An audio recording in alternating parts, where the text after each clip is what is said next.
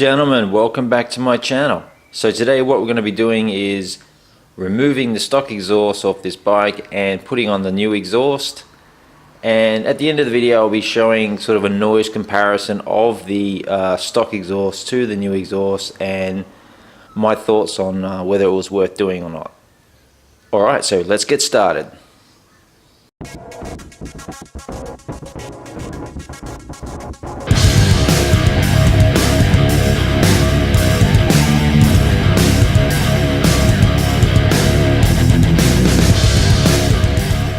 Alright, so here are all the bits we're going to need, and we got some brackets here, we got the reducer that's going to go on the end here, and the muffler itself.